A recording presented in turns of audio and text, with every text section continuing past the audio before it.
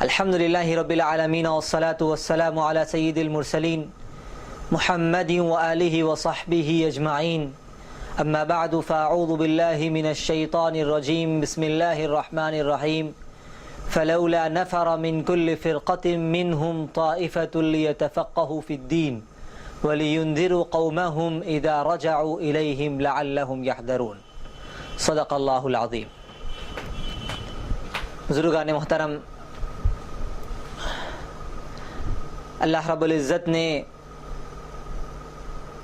قرآن مجید میں اصولی طور پر اور نبی رحمت حضرت محمد رسول اللہ صلی اللہ علیہ وسلم نے احادیث مبارکہ میں اپنے قول، عمل اور صحابہ کرام رضوان اللہ علیہم اجمعین کی تربیت کے ذریعے بہت سارے وہ احکامات انسانیت تک پہنچائے ہیں جو زندگی کے مختلف شعبہ جات سے تعلق رکھتے ہیں، اور ان احکامات کے اندر حضور اکرم صلی اللہ علیہ وسلم نے مختلف کاموں کا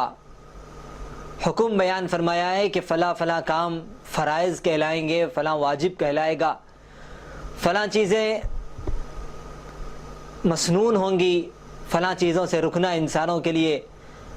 بہتر ہوگا، اور فلاں فلاں کاموں سے رکنا انسانوں کے لیے لازم اور ضروری ہوگا۔ انہی چیزوں کی تفصیل کو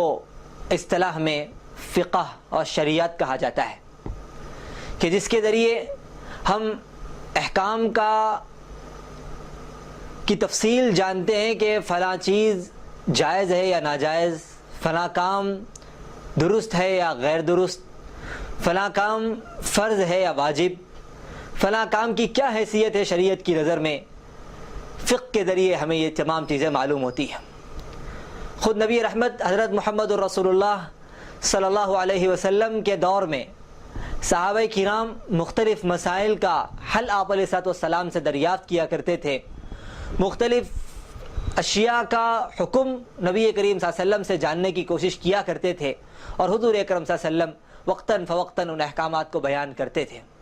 قرآن مجید نے نبی کریم صلی اللہ علیہ وسلم سے کیے جانے والے کئی سوالات کو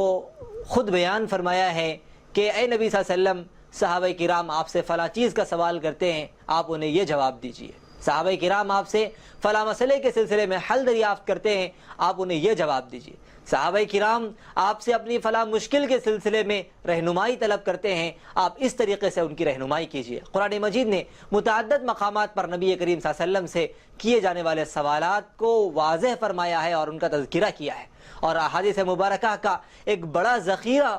بھرا پڑا ہے، جس میں صحابہ کرام نے نبی کریم صلی اللہ علیہ وسلم سے مختلف چیزوں کے سلسلے میں وضاحتیں طلب کی تھیں، اور نبی کریم صلی اللہ علیہ وسلم نے بڑے واضح اور بہترین انداز میں ان چیزوں کے احکامات ان کے سامنے بیان کیے تھے، اور بلا واسطہ صحابہ کرام کے سامنے اور بالواسطہ قیامت تک کے آنے والے انسانوں کے سامنے مختلف قسم کی ہدایات اور رہنمائی حضور اکرم صلی اللہ علیہ وسلم نے فرمائی تھی۔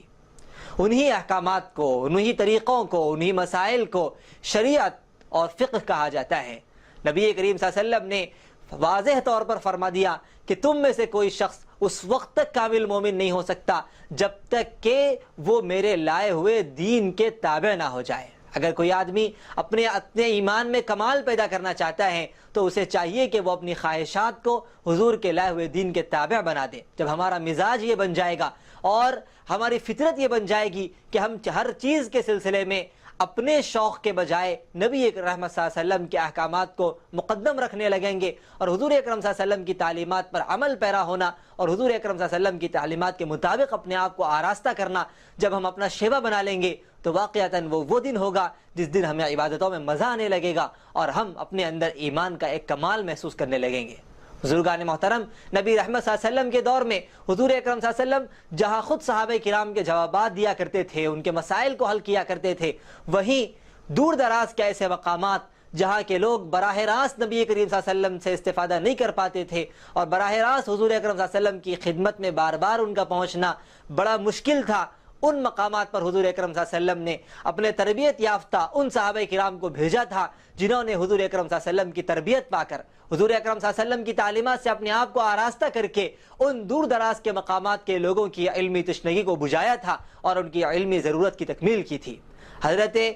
معاذ بن جبل رضی اللہ عنہ کی وہ روایت بڑی معروف ہے کہ جب نبی کریم صلی اللہ علیہ وسلم نے انہیں یمن کا گورنر بنا کر بھیجا تھا، یمن کا قاضی بنا کر بھیجا تھا، حضور اکرم صلی اللہ علیہ وسلم نے جو جامع نصیحت انہیں کی تھی اور جو سوال ان سے کیا تھا، اس سوال کے جواب میں انہوں نے جو پیاری بات ارشاد فرمائی تھی، وہ چیزیں ہم سب کے لیے رہنمائی کا باعث ہے۔ حضور اکرم صلی اللہ علیہ وسلم نے ان سے دریافت کیا تھا کہ اے معاذ، جب تم یمن پہنچو گے وہاں تمہارے سامنے مختلف قسم کے مقدمات آئیں گے، مختلف قسم کے معاملات آئیں گے، تم ان معاملات کو کس طرح حل کرو گے؟ انہوں نے کہا کہ اے اللہ کے رسول، قرآن مجید کو دیکھ کر اور قرآن مجید کی تعلیمات کو دیکھ کر میں ان کے درمیان فیصلہ کروں گا۔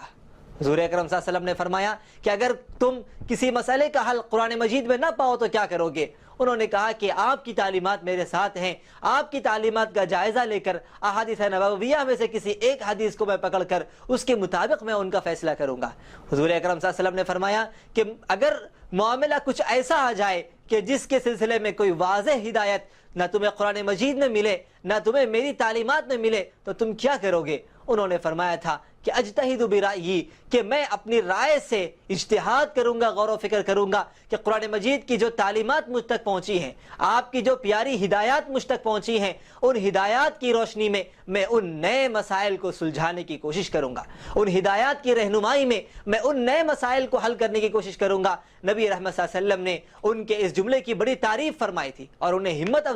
کی ہمت افزائی کی تھی، اور نبی کریم صلی اللہ علیہ وسلم نے انہیں دعاؤں سے نوازا تھا۔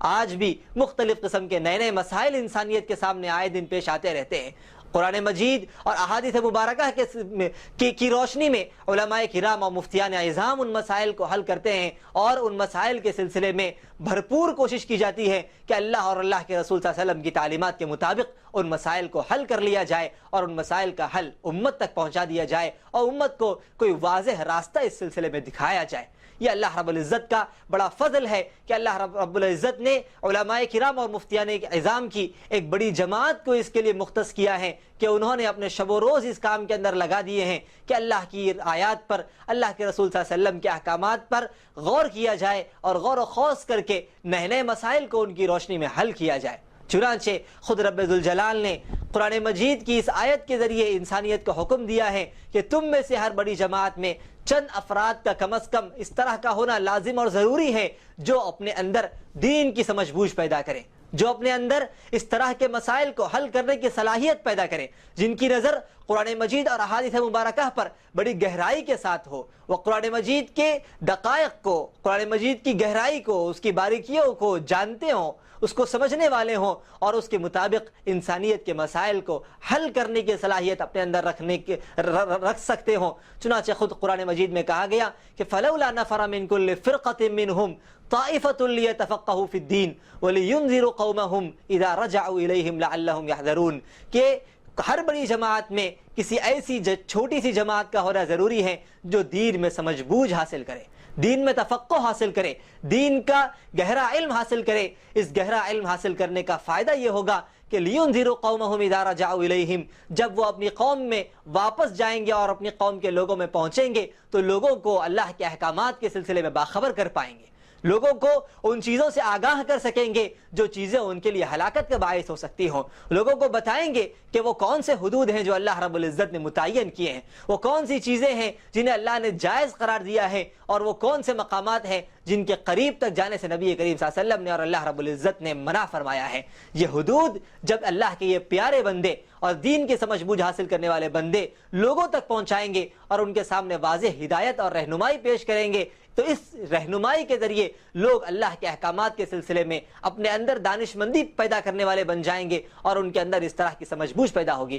لِيُنذِرُوا قَوْمَهُمْ إِذَا رَجَعُوا إِلَيْهِمْ، جب وہ اپنی قوم کی طرف واپس لوٹیں گے تو انہیں حرام کے سلسلے میں آگاہ کریں گے، انہیں ناجائز چیزوں کے سلسلے میں آگاہ کریں گے، انہیں اللہ کے حدود کے سلسلے میں بتائیں گے اور ان کے سامنے اس طرح کی واضح ہدایت اور رہنمائی پیش کریں گے۔ بزرگان محترم، اللہ رب العزت نے دین میں سمجھ بوجھ حاصل کرنے کی اور علم فقہ کو حاصل کرنے کی بڑی اہمیت اور بڑی فضیلت کے ساتھ انسانیت کو اس جانب متوجہ کیا ہے۔ اس علم فقہ کا سب سے بڑا فائدہ یہ ہوتا ہے کہ جب انسان دین کی سمجھ بوجھ حاصل کر لیتا ہے اور اس سلسلے میں اپنے اندر پختگی پیدا کر لیتا ہے تو اس کے ذریعے اس کے ایمان میں مضبوطی ہونے لگتی ہے۔ ایک ایسا شخص جو دین کے احکامات سے ناواقف ہے، جو دین کے احکامات کی علتوں سے ناواقف ہے اور اسے پتہ نہیں ہے کہ اللہ کا کون سا حکم کس درجے کا ہے اور کس حکم پر عمل کرنا کتنی اہمیت کے ساتھ حضور اکرم صلی اللہ علیہ وسلم نے اس کا حکم دیا ہے، جب یہ چیز انسان کو معلوم نہیں ہوتی ہے تو اس کے ذریعے اس کے دین میں ایک طرح کی کمزوری پیدا ہو جاتی ہے۔ لیکن ایک فقیہ جو دین کو اس کے گہرائیوں کے ساتھ جانتا ہے اور دین کی باریکیوں کا اسے علم ہوتا ہے، وہ ایمان میں بڑا مضبوط ہوتا ہے۔ اسی لیے کہا گیا کہ لفقیہ واحد اشد علی الشیطان من الف عابدی، کہ ایک فقیہ شیطان کے لیے 1000 عبادت گزاروں سے زیادہ بھاری ہوتا ہے، کہ شیطان 1000 ایسے عبادت گزاروں کو بڑی آسانی کے ساتھ بہکا دیتا ہے جو دین سے ناواقف ہوتے ہیں، جن دین سے نابلد ہوتے ہیں، دین کی تعلیمات سے آراستہ اور پیراستہ نہیں ہوتے۔ اس کے مقابلے میں ایک ایسا آدمی جو فقیہ کہلاتا ہے، دین کی سمجھ بوجھ حاصل کرنے والا ہوتا ہے، دین کی گہری معلومات اپنے اندر رکھتا ہے، اس کو بہکانا اور اس کو دین کے سیدھے راستے سے ہٹانا شیطان کے لیے بڑا مشکل اور دشوار کن ہو جاتا ہے۔ اسی لیے ایک اور موقع پر کہا گیا کہ اگر یہ زمین آسمان ایک دوسرے سے مل جائیں اور دنیا کا پورا نظام تبدیل ہو جائے، تب بھی ایک ایسا آدمی جسے اللہ رب العزت نے علم عطا فرمایا ہے، دین کی سمجھ بوجھ عطا فرمائی ہے، ایسا آدمی اپنے آپ کو دین پر جمائے رکھے گا اور وہ خس و خاشاک کی طرح، کچرے کی طرح بہتے رو میں نہیں بہتا چلا جائے گا، وہ طوفانوں کی نظر نہیں ہو جائے گا، بلکہ وہ پورے طوفان کے اندر اور سرکشی کے اس عظیم انبار میں وہ بالکل مضبوط پہاڑ کی طرح کھڑا رہے گا، وہ بالکل اپنے آپ کو استقامت کی راہ پر جمائے رکھے گا اور اس کے علم کی وجہ سے رب ذوالجلال اسے دین میں استقامت کی سعادت اور استقامت کی فضیلت عطا فرمائیں گے۔ اسی لیے بزرگان محترم، ضرورت اس بات کی ہے کہ جب بھی موقع ہو، جس قدر موقع ہو، ہم اپنے اندر دینی مسائل کو سیکھنے کا اور اسے سمجھنے کا شوق اور جذبہ ہم اپنے اندر پیدا کریں۔ یہ بہت بڑی چیز ہے کہ انسان دین کے ہر مسئلے کو سیکھنے کی کوشش کرے اور اس کے مطابق عمل کرنے کی کوشش کرے۔ جب یہ جذبات ہمارے اندر پیدا ہوں گے اور اس طرح کے احساسات جب ہمارے اندر جنم لیں گے تو انشاءاللہ ہم اپنے ہر مسئلے کو دین کی روشنی میں اور شریعت کی روشنی میں حل کرنے والے بن جائیں گے۔ لیکن جب ہم دین سے دور ہوتے چلے جائیں گے اور ہمیں پتہ ہی نہیں ہوگا کہ کون سی چیز حلال ہے، کون سی حرام ہے، کون سی چیز جائز کے درجے میں رہتی ہے اور کون سی ناجائز ہے، تو پھر کس طرح سے ہم حلال و حرام کے حدود کا لحاظ رکھ پائیں گے اور کس طرح سے ہم اللہ کے بیان کردہ طریقوں کے مطابق اپنے آپ کو گامزن کر پائیں گے اور کس طریقے سے ہم اللہ رب العزت کے بیان کردہ حدود کے مطابق اپنے آپ کو ڈھال پائیں گے۔ اسی لیے وقت کے حساب سے ضرورت اس بات کی ہے کہ زندگی کے ہر شعبے کے اندر ہم اپنے اندر اس طرح کے جذبات پیدا کریں جن جذبات کے ذریعے ہم دین کو سمجھنے والے اور دین کا علم اپنے اندر حاصل کرنے والے بن جائیں۔ اور اگر ہم بذات خود قرآن مجید کا اور احادیث مبارکہ کا علم اپنے اندر نہیں رکھتے ہیں تو ضرورت اس بات کی ہے کہ وہ لوگ جو اس دین کا علم رکھتے ہوں اور دین کی سمجھ بوجھ رکھتے ہوں، ان سے پوچھ کر، ان سے جان کر اور ان سے ہر مسئلے کو حل کروا کر اپنی دینی ضروریات کی تکمیل کرنے کی کوشش کریں۔ خود قرآن مجید نے حکم دیا ہے کہ اطیعوا اللہ واطیعوا الرسول واولی الامر منکم، کہ اے لوگو اللہ کی اور اللہ کے رسول صلی اللہ علیہ وسلم کی اطاعت کرو اور اپنے میں سے اولو الامر کی اطاعت کرو۔ اولو الامر حضرت جابر رضی اللہ عنہ سے مروی ہے کہ انہوں نے فرمایا کہ اللہ تعالیٰ نے قرآن مجید میں جو اولو الامر کا حکم دیا ہے، اس اولو الامر سے مراد علماء اور مفتیان کرام ہیں، اہل علم ہیں، جنہیں اللہ رب العزت نے علم کی دولت سے آراستہ کیا ہے۔ ایک اور موقع پر اللہ رب العزت نے ارشاد فرمایا کہ فَاسْأَلُوا أَهْلَ الذِّكْرِ إِن كُنتُمْ لَا تَعْلَمُونَ، کہ اے لوگوں اگر تم نہیں جانتے تو پھر تمہاری ذمہ داری بنتی ہے کہ تم ان لوگوں سے جاننے کی اور ان لوگوں سے اپنے مسائل کے حل کرانے کی کوشش کرو جو دین کی سمجھ بوجھ رکھتے ہیں اور دین کا علم اپنے اندر رکھتے ہیں۔ چنانچہ صحابہ کرام رضوان اللہ علیہم اجمعین کا یہی معمول تھا کہ حضور اکرم صلی اللہ علیہ وسلم کی حیات طیبہ میں وہ نبی کریم صلی اللہ علیہ وسلم سے دین کا علم حاصل کیا کرتے تھے، اور نبی کریم صلی اللہ علیہ وسلم کی وفات کے بعد صحابہ کرام اپنے میں سے ان لوگوں سے مسائل کو حل کروایا کرتے تھے جو دین کی سمجھ بوجھ رکھتے ہوں اور دین کا علم اپنے اندر رکھتے ہوں۔ چنانچہ 120 صحابہ کرام کا تذکرہ آتا ہے کہ جو خصوصیت کے ساتھ دیگر صحابہ کرام کے مسائل کو حل کیا کرتے تھے، اور ان میں بڑی اہمیت کے ساتھ 7 صحابہ کرام کا تذکرہ آتا ہے جنہیں فقہائے سبعہ کہا جاتا ہے، جن میں حضرت عمر، حضرت علی، حضرت عبداللہ ابن عباس، حضرت عبداللہ ابن مسعود، حضرت عبداللہ ابن حضرت عبداللہ ابن عمر اور حضرت عائشہ، حضرت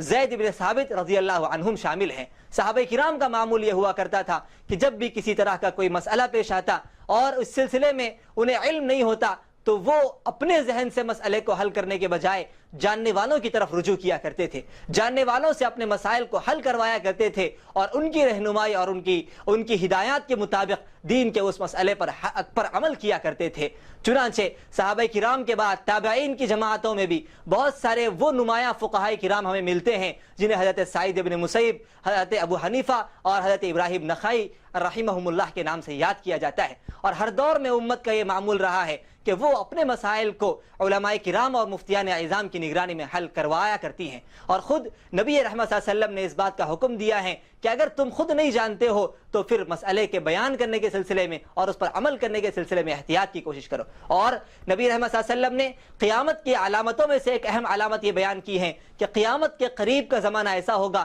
کہ رب ذوالجلال کی طرف سے علم اٹھا لیا جائے گا، اور علم کے اٹھا لینے کے بعد جہلا کا راج ہوگا، اور جہلا علم کے نہ رکھنے کے باوجود خود بھی غیر ضروری مسائل پر عمل کریں گے اور دوسروں کو بھی اس جانب دعوت دیں گے۔ نبی رحمت صلی اللہ علیہ وسلم کی یہ واضح ہدایت اور واضح اشارہ بخاری اور مسلم کی روایت میں موجود ہے کہ نبی کریم صلی اللہ علیہ وسلم نے ارشاد فرمایا کہ ان اللہ لا يقبض العلم انتزاعا ينتزع من الناس، کہ اللہ تعالیٰ علم کو لوگوں کے دلوں سے اچانک نہیں اٹھا لے گا۔ ایسا نہیں ہوگا کہ لوگ بہت بڑے عالم تھے اور راتوں رات ان کے دلوں سے علم غائب ہو گیا، بلکہ حضور اکرم صلی اللہ علیہ وسلم نے فرمایا کہ ینتزع بقبض العلماء، کہ اللہ تعالیٰ علم کو علماء کے اٹھانے کے ذریعے ختم کرتا چلا جائے گا، کہ آہستہ آہستہ علماء اس دنیا سے رخصت ہوتے چلے جائیں گے۔ وہ لوگ جو علم کی گہرائی اپنے اندر رکھتے تھے وہ اس دنیا سے رخصت ہوتے چلے جائیں گے، اور جب وہ رخصت ہوتے چلے جائیں گے تو اگلی نسل علمی مقام میں ان کے برابر نہیں ہوگی۔ جب علمی مقام میں ان کے برابر نہیں ہوگی تو لوگ اپنے جی سے اور اپنے دل سے مسائل کو حل کرنے کی کوشش کریں گے۔ حضور اکرم صلی اللہ علیہ وسلم نے فرمایا کہ جب معاملہ اس طرح کا ہوگا اور جب صورتحال یہ ہوگی تو پھر لوگ جاہلوں کو اپنا سردار بنا لیں گے۔ اتخذ الناس رؤوسا جہالا، جاہلوں کو لوگ اپنا بڑا اور اپنا سردار مان لیں گے، انہی سے اپنے مسائل کو حل کروائیں گے۔ فَسُئِلُوا فَأَفْتَوْا بِغَيْرِ عِلْمٍ فَضَلُّوا وَأَضَلُّوا، ان سے مختلف قسم کے سوالات کیے جائیں گے، ان سے مسائل حل کروائے جائیں گے، نتیجہ یہ ہوگا کہ خود بھی گمراہ ہوں گے اور دوسروں کی بھی گمراہی کا باعث بنیں گے۔ حضور اکرم صلی اللہ علیہ وسلم نے ایسے لوگوں کو بڑی سخت وعید سنائی ہے جو علم نہ رکھنے کے باوجود دوسروں کے مسائل کو حل کرتے ہیں۔ حضور اکرم صلی اللہ علیہ وسلم نے ارشاد فرمایا کہ جو آدمی علم نہ رکھنے کے باوجود کسی مسئلے کے سلسلے میں زبان درازی کرتا ہے تو اس مسئلے کا سارا وبال اس کے بیان کرنے والے پر پڑتا ہے، کہ اگر اس نے بغیر علم کے اور بغیر تحقیق کے کوئی مسئلہ انسانیت کے سامنے بیان کیا اور اس کے بیان کردہ مسئلے کی بنیاد پر لوگوں نے اس پر عمل کر لیا، حقیقت میں وہ مسئلہ درستگی کے خلاف تھا اور حقیقت میں وہ مسئلہ درستگی کے قریب نہیں تھا، تو اللہ تعالیٰ ان سارے عمل کرنے والوں کا وبال اس بیان کرنے والے پر رکھیں گے۔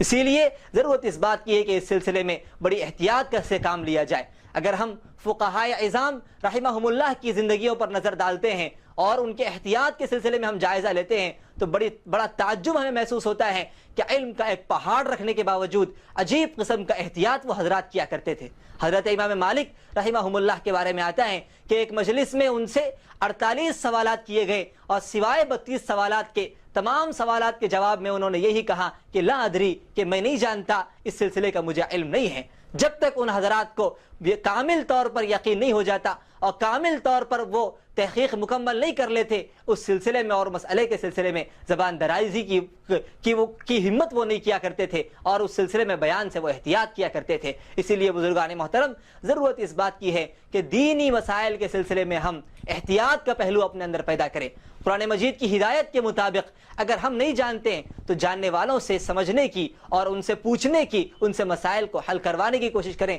واضح طور پر اللہ تعالیٰ نے فرمایا کہ فَاسْأَلُوا أَهْلَ الذِّكْرِ إِن كُنتُمْ لَا تَعْلَمُونَ کہ اے لوگو اگر تم نہیں جانتے تو جاننے والوں سے اپنے مسائل کو تم حل کرواؤ۔ جاننے والوں کو جو اللہ نے علم دیا ہے وہ علم اللہ کی ایک بڑی نعمت ہے، اور اللہ تعالیٰ وہ علم بڑے عقل مند لوگوں کو اور وہ علم بڑی فضیلت والے لوگوں کو دیا کرتا ہے۔ جب اللہ نے کسی کو علم دیا ہے تو تمہارے لیے تقاضا یہ ہے کہ تم ان علم والوں سے اپنے مسائل کو حل کرواؤ اور اپنی ضروریات کی تکمیل کرواؤ۔ جب ہمارا مزاج یہ بن جائے گا اور علمی مسائل کے سلسلے میں، دینی مسائل کے سلسلے میں ہم جاننے والوں سے رجوع کرنے لگیں گے اور جاننے والوں سے سیکھ کر، جاننے والوں سے سمجھ کر اپنے مسائل کو حل کرنے لگیں گے تو پھر انشاءاللہ ہماری زندگیاں اسلامی تعلیمات کے مطابق آراستہ ہو جائیں گی۔ لیکن آج کا ایک بڑا المیہ یہ ہے کہ لوگ بڑے بڑے مسائل کے سلسلے میں بڑی آسانی کے ساتھ زبان درازی کرنے لگتے ہیں۔ وہ مسائل جن کا انہیں کوئی علم نہیں ہوتا ہے، بس وقت کے گزارنے کے لیے اور وقت